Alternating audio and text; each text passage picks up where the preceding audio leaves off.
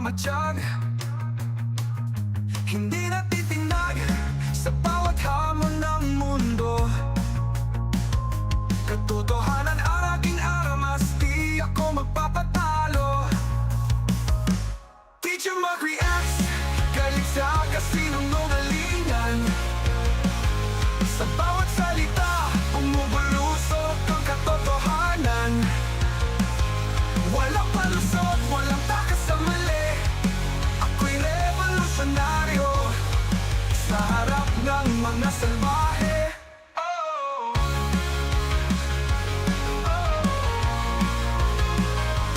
Bawat reaksyon, may init. Yon, welcome back sa Teacher Mark Reacts. Anong pag-uusapan natin? Ito, kay let's talk about Attorney Sal Panelo, no? Siya ay sumagot tungkol doon sa impeachment complaint or manalalapit na impeachment trial ni VP Sara. So, bagong lahat, no, gusto ko muna kayong batiin ang magandang gabi. Ayan, kay Mariana Nale, Raziel's dad, Cecil Roque, YGSS, Raquel, Nora De Jong, Francis A.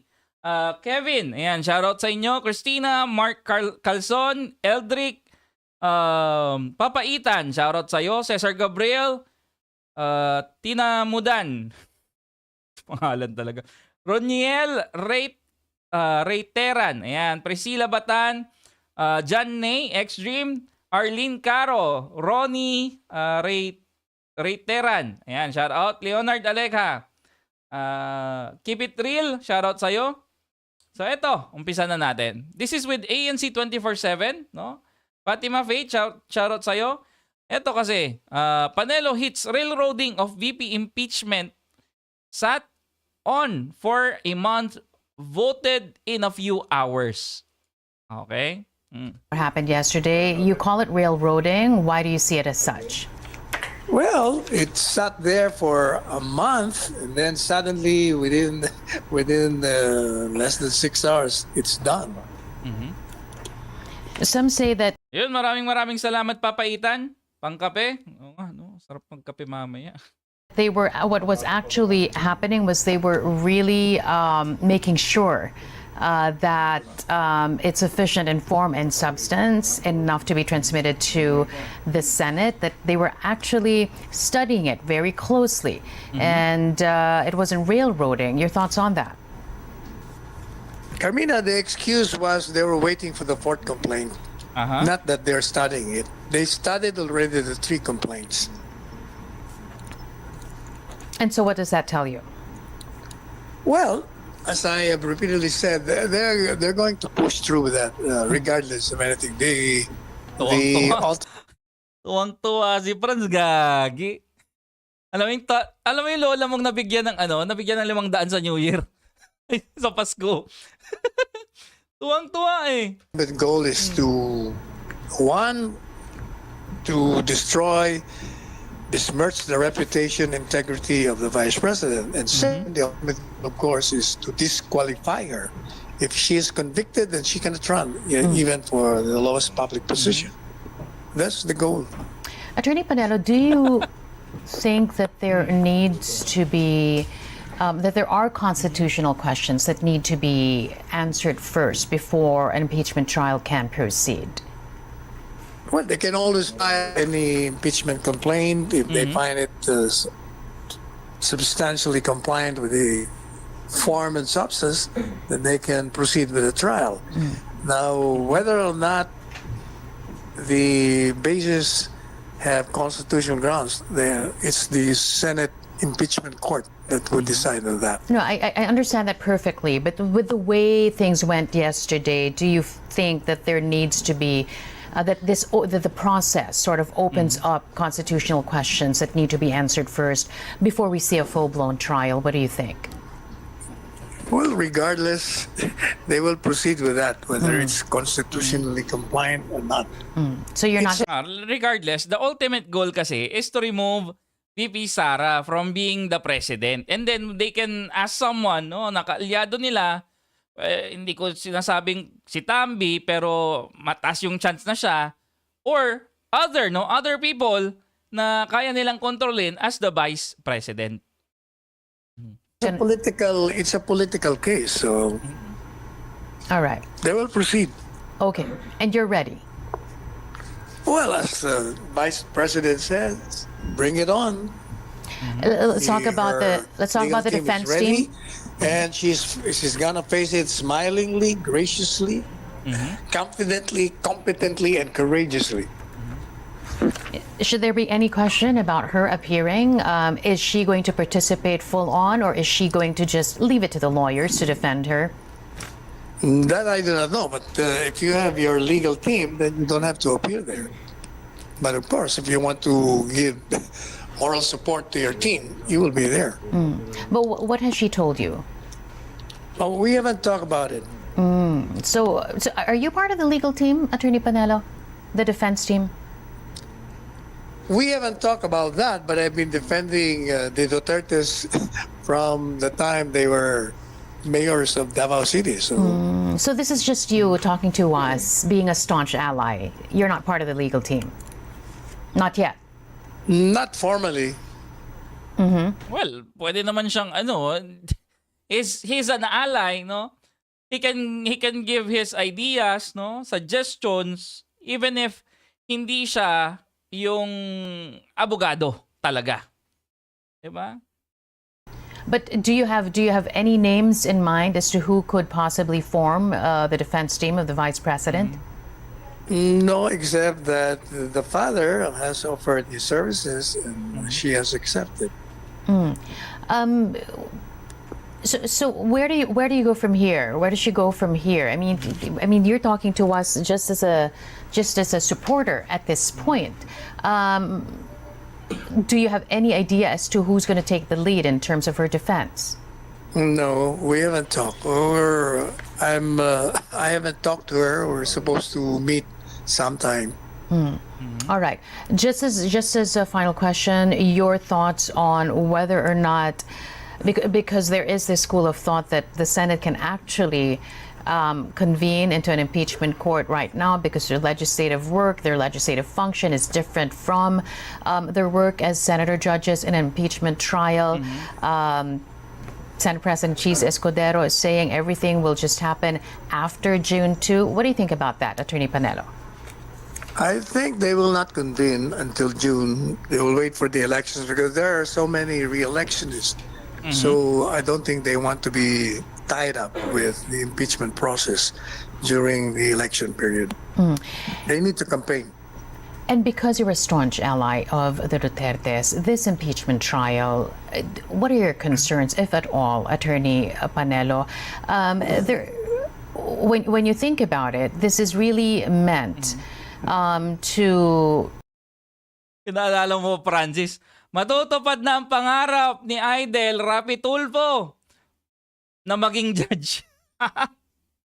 Of course, remove her from office, and number two, that absolute perpetual disqualification from office. If this proceeds, is a concern there that that's going to be the final verdict?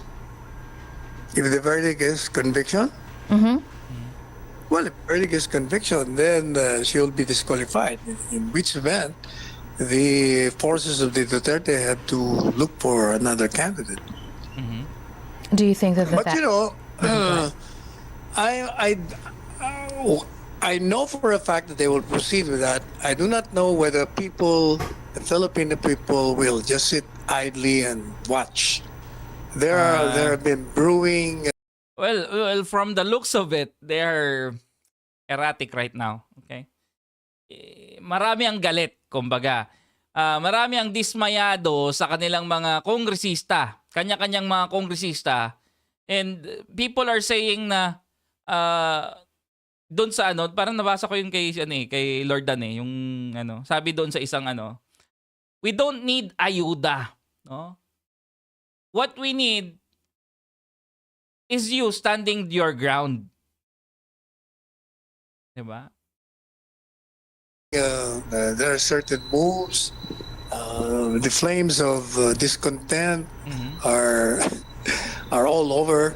I do not know. I'm afraid. Sorry, I lost you there for a while, Sal. You were saying you're afraid that.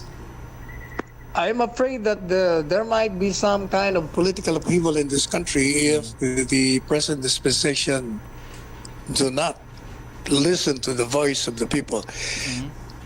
The Filipinos have spoken 2 weeks ago. They're against impeachment. This president doesn't want impeachment. There were pro-impeachment rallies, but they paid comparison as against those who are against the impeachment. Mahal daw yung pamasahe ko eh. Actually, si Lacan, ano ba yun, si Spencer? Di ba nasa Hong Kong yun? Hindi rin pinatawag. Kasi nga, nasa abroad, sabi nila. O, ayan na lang natin. They were only able to gather about less than 4,000 people, while the against impeachment, anti-impeachment, 1.8 million in Luneta and other hundreds of thousands in other places.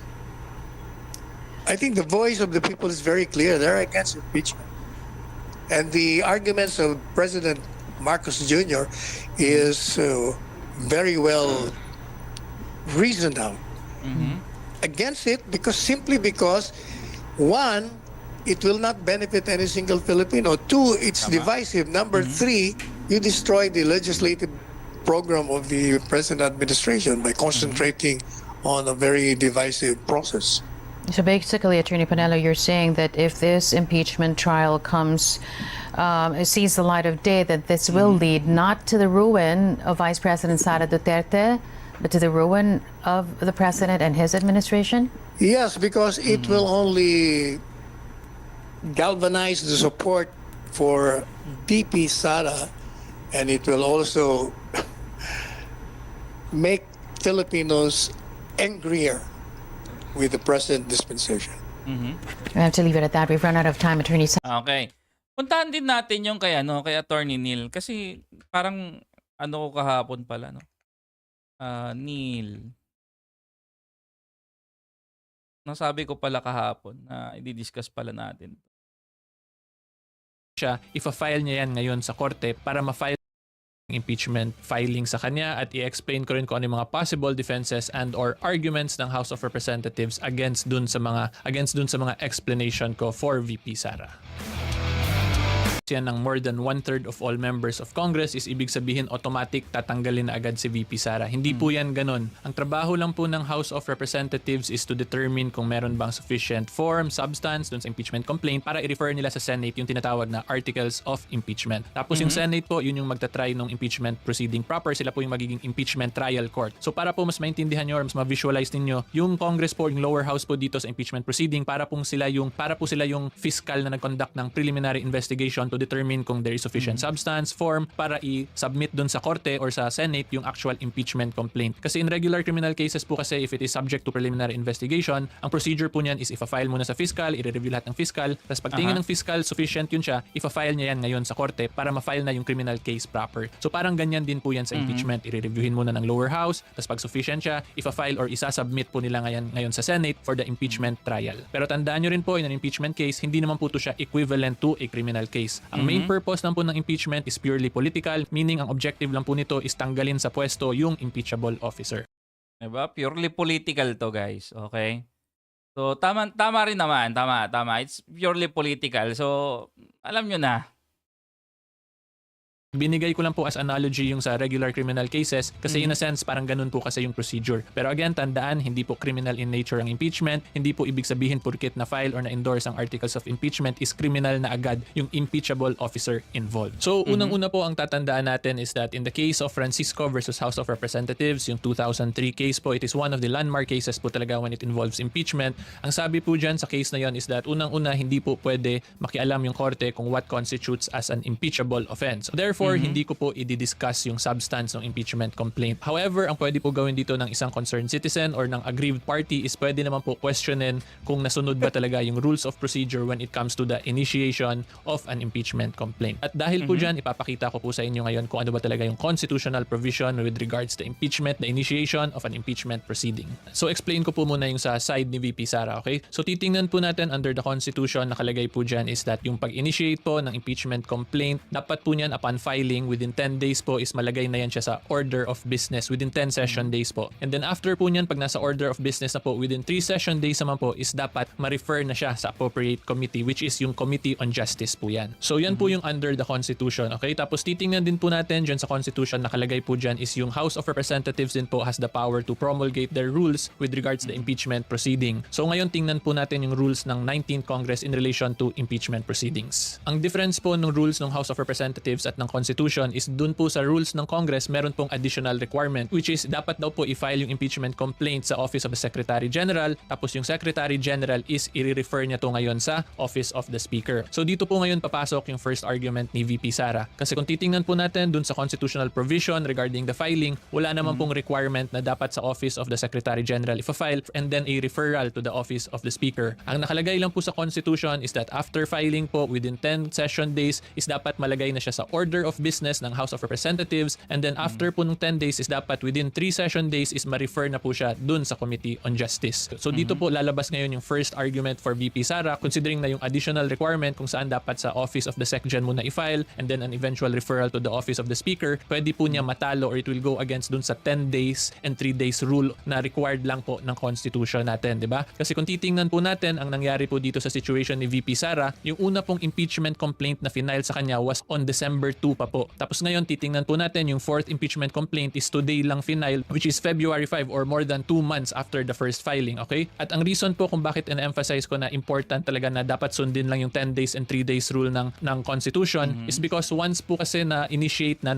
properly initiated na ang isang impeachment complaint, papasok na ngayon yung 1-year bar or yung prohibition to file another impeachment complaint. Okay, so yun po talaga yung importance itong dinidiscuss ko. Kasi kung susundin po natin yung Constitution lang, yung 10 days and 3 days rule, dapat po matagal nang na-refer sa Committee on Justice yung impeachment complaint against VP Sara, okay? And as held po in the case of Francisco versus House of Representatives, the 2003 case, once po na-file na yung impeachment complaint at na-properly refer na po sa Committee on Justice, the impeachment complaint has been deemed initiated, therefore yung 1-year prohibition or bar to file another impeachment complaint already applies, okay? Pero ang ginawa kasi nila doon, di ba? Binitin-bitin nila. Hindi nila ginawaan ng aksyon yung final nila Castro. Bagkos, no, ang ginawa nila, gumawa sila ng sarili nila after 2 months. At yun yung ni-railroad nila. Okay? Okay, so if apply po natin yan ngayon sa situation, since December 2 pa nga po yung una, kung nasunod yung 10 days and 3 days, dapat matagal na yung first 3 impeachment complaints is napunta na talaga sa Committee on Justice. At kung na-refer na yun sa Committee on Justice, itong pinaka-present po or pinaka-recent na impeachment complaint, the fourth impeachment complaint which was filed today lang po, February 5, is hindi na pwede tanggapin yan ng Congress because mag-a-apply na po yung 1-year prohibition or yung 1-year bar under the Constitution. So yan po yung pwedeng argument ni VP Sara against the procedural lapses po ng House of Representatives regarding the impeachment complaints filed against her. Tapos pwede rin po idagdag ni VP Sara as additional argument is that kung hindi po mag-step in yung Supreme Court dito to determine the constitutionality of the rules of the House of Representatives, pwede pong ma-abuse yung Constitution considering pwede lang gumawa ng mga additional requirements yung House of Representatives na wala naman sa Constitution kung saan yung mga Sabi rito ni Nam TV, sabi ni Pabri, hindi naman automatic na perpetual disqualification kung ma-impeach. Inid daw ilagay sa hatol ng mga senator judges yung perpetual disqualification, sabi rito. Ways and means first to draft guiding rules and referral to appropriate committee. That is the norm, sabi rito. Requirements po under the Constitution when it comes to the initiation and filing of impeachment proceedings is pwede pong ma-alter or madagdagan ng kung ano-ano na lang requirements basta maisipan ng House of Representatives. Okay, so quick reminder lang po everyone, kung nag-enjoy po kayo sa video ko, huwag niyo po sana kalimutan mag-subscribe kung nasa YouTube kayo at mag-follow naman po kung nasa TikTok or Facebook po kayo. Now, balik po tayo sa discussion. So ngayon, punta naman po tayo sa side ng House of Representatives kung ano yung pwede nilang arguments dun sa lahat ng sinabi ko. Of course, unang-una po nilang argument dyan or unang-una nilang defense is that they have the constitutional power to make the internal rules regarding po the impeachment proceedings nila. Therefore, since may internal rules sila, pwede nila idagdag yung additional requirement na yon na dapat i-file sa Office of the SecGen and a referral to the Office of the Speaker. Yan yung po yung pwede nilang defense. At yung second defense po nila na pwede gamitin na kahit pa po sabihin nating ma-declare as unconstitutional yung requirement nila na filing sa Office of the SecGen then referral to the Speaker, wala naman pong actual referral pa na nangyari talaga dun sa Committee on Justice. Therefore, the prohibition or the 1-year bar po will not apply pa since there was no proper initiation of the impeachment complaint. complaint. So yan po yung pwedeng defense naman ng House of Representatives. So kung makikita po niya, interesting po talaga yung arguments, yung legal arguments for both parties, diba? Kasi dun sa side ni VP Sara, pwede niyang i-argue na i-declare as unconstitutional yung requirement na yun kasi dahil po doon na-defeat yung 10 days and 3 days only rule. Therefore, sobrang tagal bago na-refer sa committee. Well, I think ang makakasagot niyan may ano naman doon, 'di ba? May presiding judge naman doon sa sa impeachment complaint, impeachment trial rather. Pwede naman siguro doon sa judge, no? Chief Justice naman yung nandoon. So, pwede naman siguro itanong. on Justice. Tapos doon naman po sa side ng Congress, pwede rin nila i-argue na kahit na ma-declare as unconstitutional yon is wala namang actual referral, therefore walang actual initiation of an impeachment complaint. Consequently, hindi pa nag-a-apply yung 1-year bar, okay? So kung makikita po nyo, interesting po talaga to. At kung sino po yung tama doon sa dalawa, hindi ko po yan masasagot because this will be the first time ever na magkakaroon ng ganitong legal issue. So maganda po sana talaga dito is yung si VP Sara or the aggrieved party is pumunta po sa korte para ipa-interpret talaga kung ano ba yung proper interpretation of the law in relation dito sa situation with regards her impeachment. So yan po yun because again, tatandaan po natin, if there are two clashing legal opinions po, the proper remedy is always to go to court para po yung korte mag-decide kung sino dun sa dalawang legal opinion ang tama. Hindi po si VP Sara magde-decide niyan kung tama siya, hindi po yung Congress. So yan po yun. Again, antayin natin kung ano yung Well, I agree naman kay Attorney Neil, no?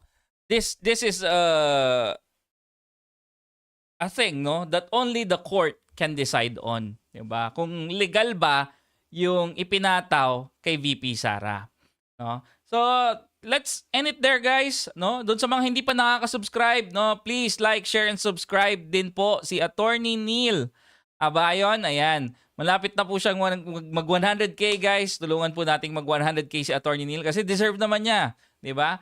Malinis, malinaw na pag-explain sa batas. Ayan. So, maraming salamat. Anong court na mo? Sumapi na naman sa'yo si Abante, Mang Rene. Court talaga, kailangan ng court. Diba? Well, kita-kits tayo sa live stream ni Atty. Libayan. Kumain ng tama sa oras. This is Teacher Mark. Out. Bye-bye, guys.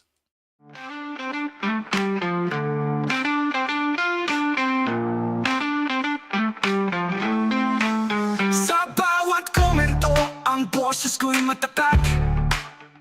Katotohanan ang gabay sa harap ng mga malalakid. Walang kinikilingan, tapat sa bawat salita. Teacher Mark reacts, naghahatid ng wagas na talakayan. Walang bahid, walang bias, ang katotohanan na yaking armas. Sa bawat issue, ako'y laging nandyan. Critical thinking sa puso, isip ay laging bitbit. Teacher Mark reacts, para sa bayan, walang kinikilingan.